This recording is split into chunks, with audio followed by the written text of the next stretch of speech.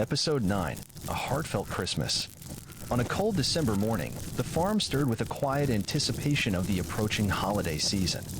Kasimir, with a casual demeanor, began the day with hard-boiled eggs and coffee, the warmth of the comforting ritual contrasting with the winter chill.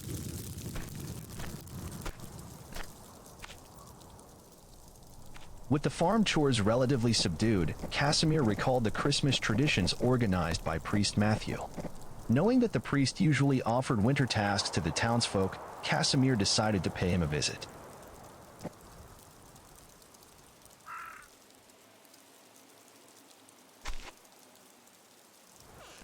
The barn, while not bustling with the usual morning activity, needed to be checked to ensure the animals were warm and comfortable.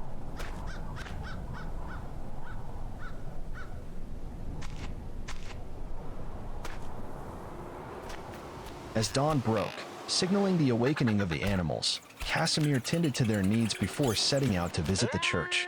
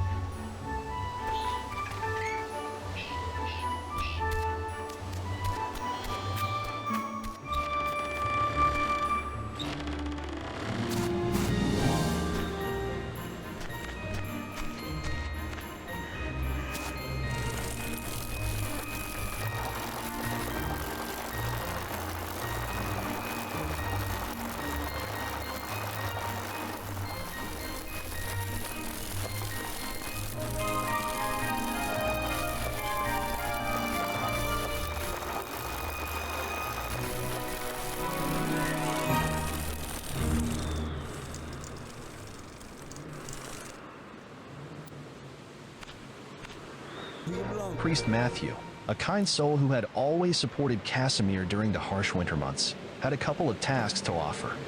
Inside the church, the priest requested a sturdy, wooden crate to organize and store tools. Kasimir, realizing he had spare supplies at home, readily accepted the project.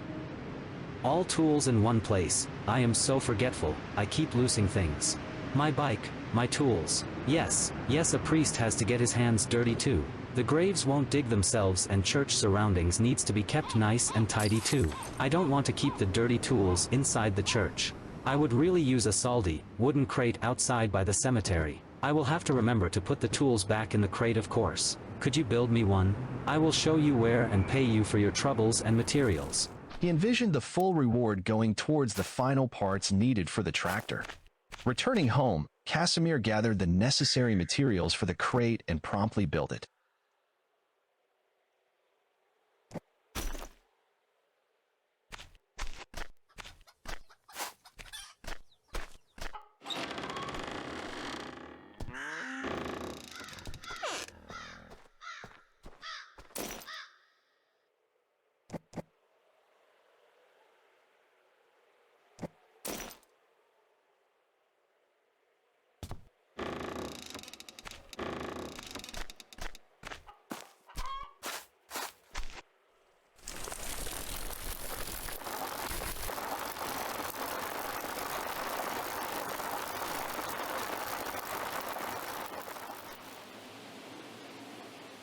Returning to the church, he completed the project and received the promised reward.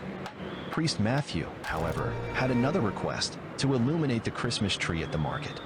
The priest explained that he had lost a box of decorations and needed Kasimir's help to find it. Kasimir suspected that the priest might have hidden the box himself to keep him engaged in town. Generation. Home, Illuminated Christmas. Would very much like our villagers to associate Christmas this year with something pleasant. Not just the hard work, preparations, and freezing cold. Me and the mayor arranged a pretty Christmas tree at the market. We would like to illuminate it too. I'm scared of electricity even more than of heights. That's why I have a favor to ask. Could you put some lights on it? There is another, smaller tree inside the church. The problem is I lost a box with the decorations. I'm pretty sure someone hid it again. I usually find the box around the church area. Will you help me?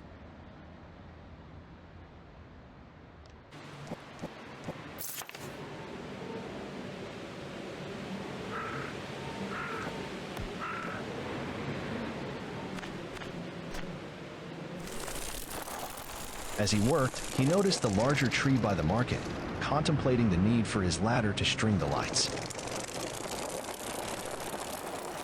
Returning home to retrieve the ladder, Kasimir organized the supplies and, with a quick stop to muck out the stalls and organize the barn.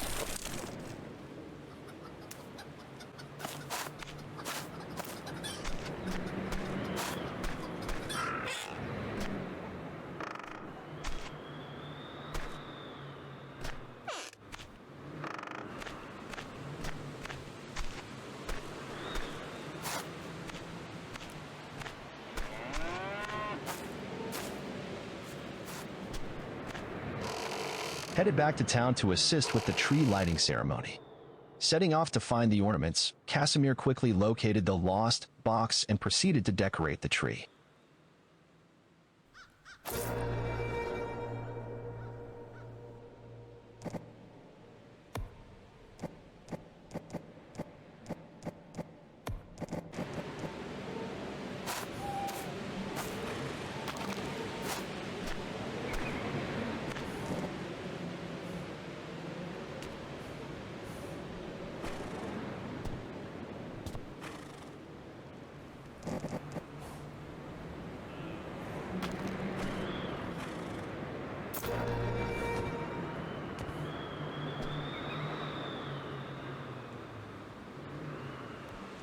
After the festivities, Priest Matthew invited Kasimir to the church, expressing gratitude for his hard work and contributions over the past months.